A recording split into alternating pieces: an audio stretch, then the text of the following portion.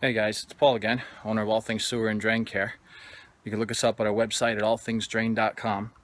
We're out here today in Waterford, Connecticut. Customer had a main sewer line blockage. I went and found a vent outside, saw it was a house trap, and what we're going to do from this point, open it up, dig it, go from the house trap line, continue out from that point, and see what we got going on. So stay tuned. We're going to show you what it looks like on the camera. Welcome back. Okay, we opened the trap and found out that it was clogged going towards the street.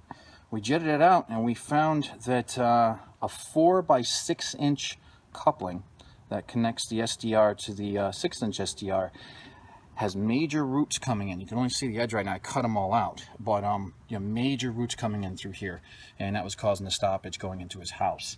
So we're going to need to do a spot repair out here. So we're going to hire Torello Excavation to come out here and dig this up. We appreciate you watching our video and staying tuned to our channel. You can look us up at allthingsdrain.com.